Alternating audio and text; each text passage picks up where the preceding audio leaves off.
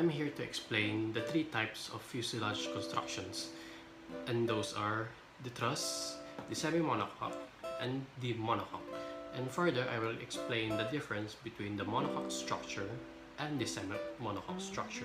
To begin, we're going to discuss the truss type. This is often used in lightweight aircraft. A truss structure fuselage is typically made of welded steel tube trusses, though it can also be made of wood. They're often rounded and feature lightweight stringers to achieve a greater dynamic shape. The stringers that they tell are these. These are the longerons, these are the diagonal web members, and these are the vertical web members. Now, the monocoque structure, it uses an outer shell made of mainly three parts, and the monocoque structure relies largely on the strength of the skin or covering to carry the primary loads, which are the structural members are the formers to give lateral member and give shape, the bulkhead, vertical member of the frames, structural partition, pressure, and the firewall, and the skin to carry the primary stresses. The semi-monocoque structure has an internal skeleton which is similar to a truss type of construction.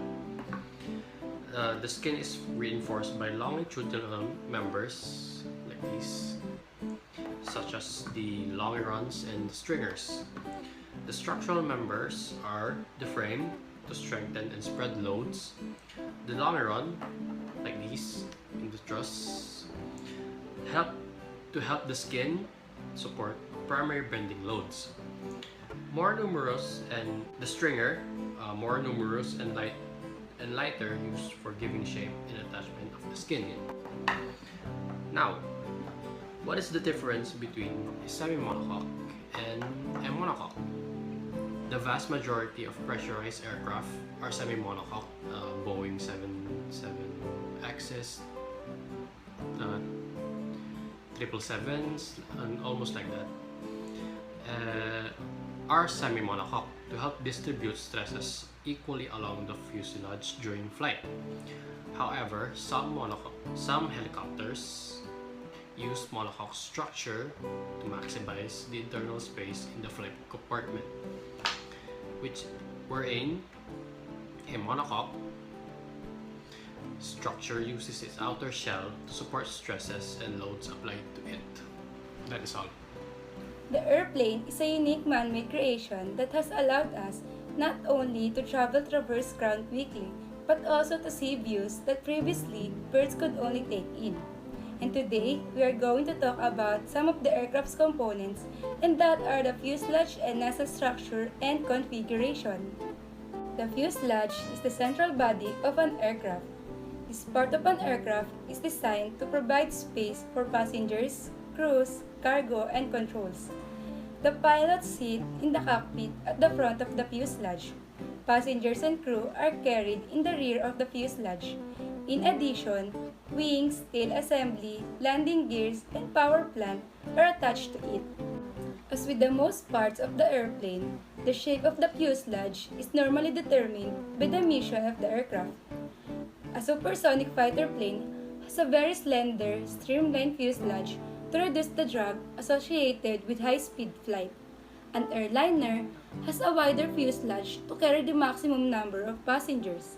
For a fighter plane, the cockpit is normally on the top of the fuselage and the engines and fuel are placed at the rear of the fuselage.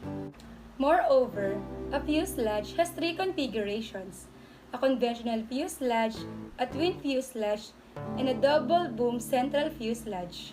Conventional fuselage. Conventional fuselage is the most common type of fuselage. It only has one body.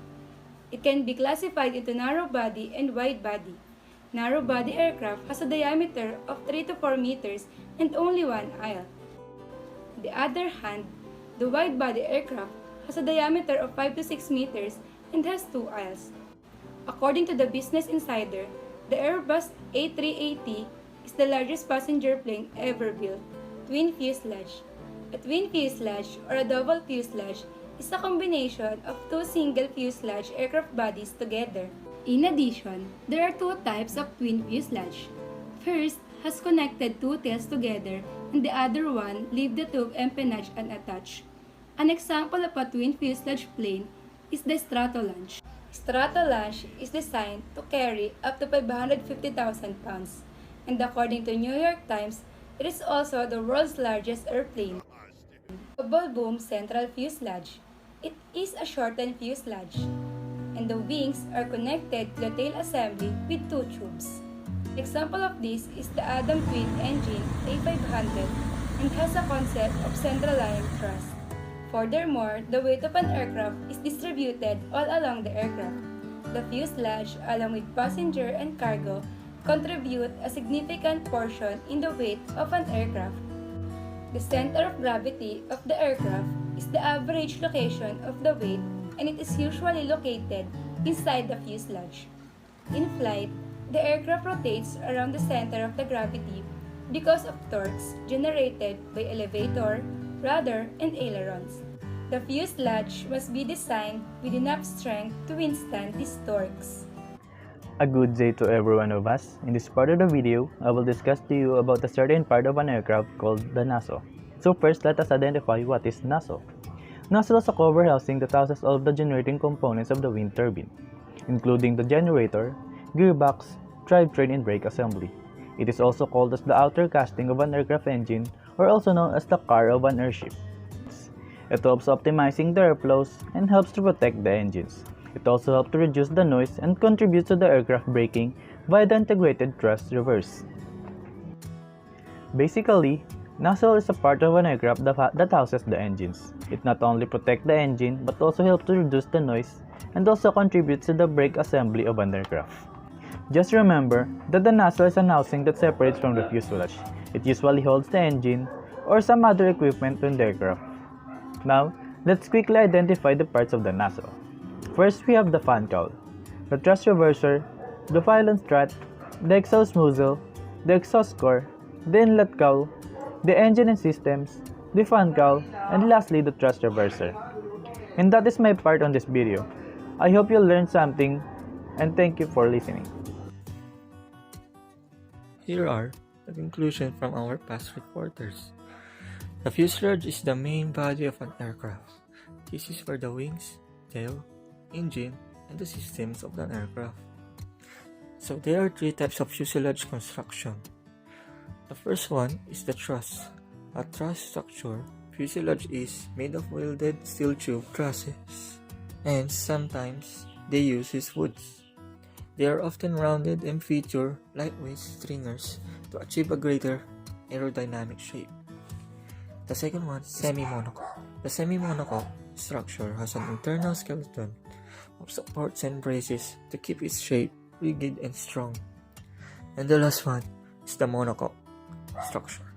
It uses its outer shell to support stresses and loads applied to it. There are three components of fuselage. The first one is the conventional fuselage.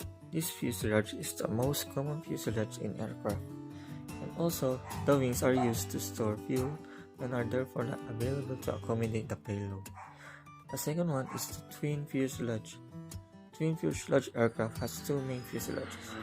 It is distinct from the twin boom configuration, which has a single main fuselage with two subsidiary boom structures.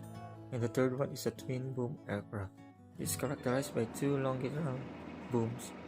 The booms may contain ancillary items such as fuel tanks, or provide a supporting structure of other items.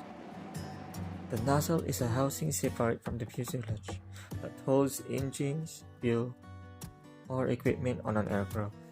It can be found often on the wings of an aircraft. And that's all. Thank you.